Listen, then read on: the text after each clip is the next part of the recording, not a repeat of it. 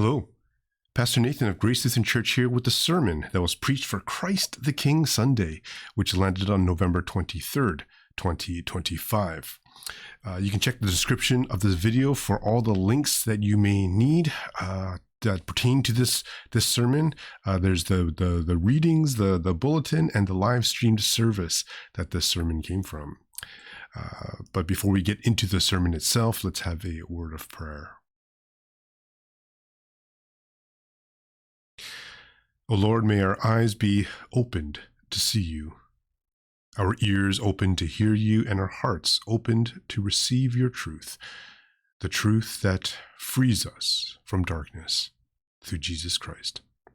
Amen. Yeah, I didn't want to talk about this, but I have to admit that this past week, I had a hard time concentrating on anything else. It's just been something that's been eating away at me. It's just that, well, have any of you been following the sound effect contest on the radio? In case you aren't, the premise of the contest is that they play this everyday sound and callers have to correctly guess what it is in order to win that growing jackpot. Sort of like a name that tune, but for sound effects. You know, the contest has become so popular that I've heard that there are a few other radio stations out there that have copied it, albeit with different jackpots. In the particular station that I'm talking about, their pot grew so much over the past few months, and it's now capped at $100,000.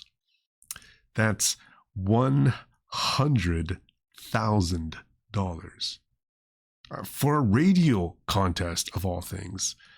That's what had me distracted all week, because I'm pretty sure I know what the sound is. So if they just answer my call, that money is good as mine. Could you imagine? I mean, when we hear an amount like that, it's hard to not let our minds wander a bit, right? Like maybe we go on a trip, maybe buy a car, or be responsible and pay some bills and invest it. The possibilities are endless. Or are they? You know, it's funny because one of the DJs was talking about this life-changing money, which it totally is, but he impetuously said, you can buy a house in Vancouver with it. And he realized what he said and backtracked and clarified that you could make a pretty good dent in buying a house in Vancouver. And even that's kind of a stretch. Condo? Sure. Townhouse? Maybe. Detached home? Not even for a teardown. Suddenly, $100,000 doesn't even sound like enough anymore. But then what would? I mean, 200, 500, a million? I personally know people who think that the astronomically low odds of winning the lottery aren't even worth it if the pot is under like 60 mil.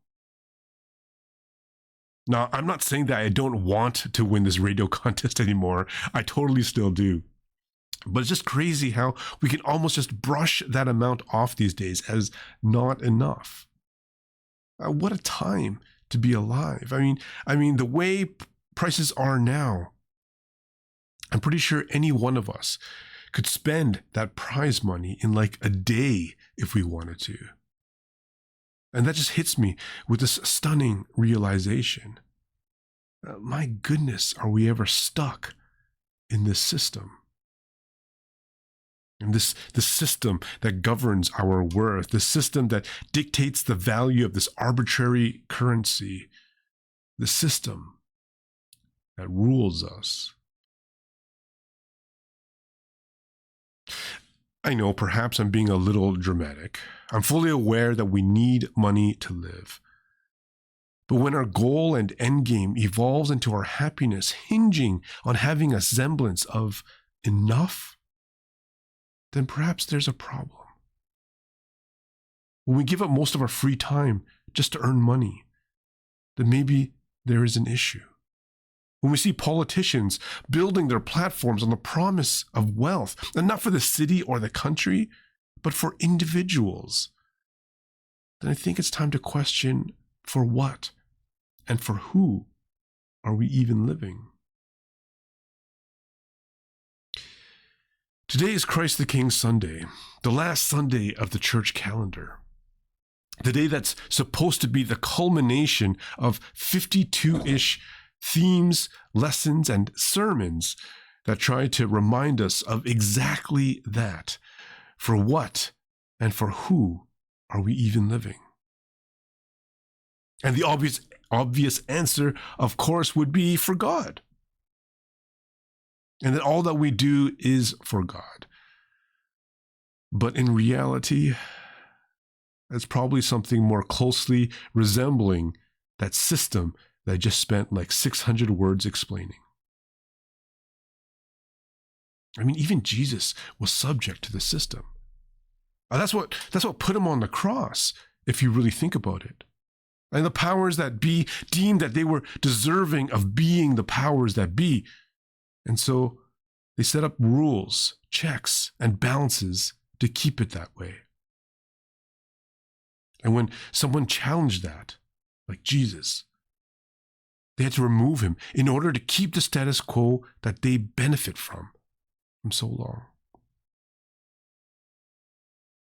Even when this new thing that Jesus taught was better, even when this message Jesus proclaimed helped more people, even when this gospel Jesus brings reveals everyone's inherent value and worth that is graciously given by God, the people essentially stuck their fingers in their ears and yelled la la la and tried this and decided to cling to what they knew, what they were comfortable with, and what they felt was best only because it was familiar. See, these people are ruled by that system. They're unable to see past how life was set up to keep the poor and help the rich to get richer. They were stuck in wanting what they didn't have. They were told to believe that their value and worth was solely determined by what they have and how much they could offer. Essentially, the system tells us that we are individuals living only to protect ourselves and our wealth, and that anyone above us or below us in that social ladder is somehow our enemy, and we have the right to protect what is defined as ours at any cost. I mean, look at the people deriding Jesus as he hung on the cross. Save yourself, they said. Prove yourself, they insinuated. Amass power and hoard wealth for yourself. They basically meant, as they shouted at him, insulted him, and dehumanized him because he didn't fit into the system that was their God.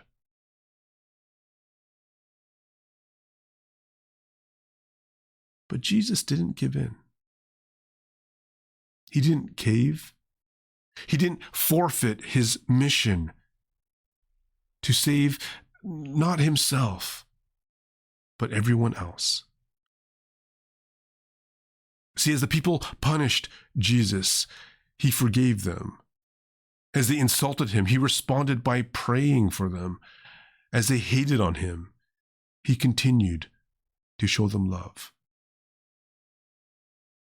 Love that saves, love that changes, love that frees. And we know what happens. I mean, we heard the story like 7 months ago during Easter. Jesus dies because of sin, yes. Human greed and selfishness piled onto his shoulders and dragged him to the cross. The system and powers of the people demanded that he be dead, and that's what they got. But that death didn't stick. And with it, melted off the anger. The hate slid off Jesus' beaten and battered back. The evil was replaced with grace, mercy, and love. See, this love doesn't demand us to be pit against each other, but it joins us together as Christ's own body in the world. This love doesn't require us to work and to earn our value and worth, but it reminds us of how we are unconditionally welcomed, just as we are, into God's kingdom. This love doesn't lord over us as a superpower and commands our respect and loyalty, but it empties itself, humbles itself, and levels itself out so we can see how relatable, equitable, and accessible it truly is. All this doesn't mean that we can live outside the systems of the world. It doesn't mean that we can just break free and do our own thing from here on out. It doesn't even mean that we won't need money to live anymore. But it does mean that we don't need to equate our value to our pocketbooks. It means that we don't have to look at each other and those at different places in the false hierarchy with contempt or suspicion, but rather we can see them as partners in mission and co-heirs of the gospel. It means that while we live in the system, we don't have to be ruled by the system. That is, we don't have to be ruled by these laws that teach hate, segregation, and self-importance, but we can live under God's rule that teaches us God's ways of humble righteousness, faithful service, and loving peace. This is a rule of forgiveness, in that we can see past the mistakes of others and know that their position in God's family hasn't changed, just as we've been forgiven and continually welcomed. This is a rule of togetherness, in that we can learn more and more how we're all in the same boat and can strive collectively for a better future that's full of equality and community. This is a rule of love, in that as God's people, we can recognize the value in each other person, regardless of how we might feel about them, because we know that they are, just as much as we are, beloved children of God. And this is the King that we adore and worship and live for. So as we close off this church year and look ahead to the next, may we always be filled with the lessons of grace and love that we've been given, and live our lives as people of God, welcomed, forgiven, and saved. Thanks be to God. Amen.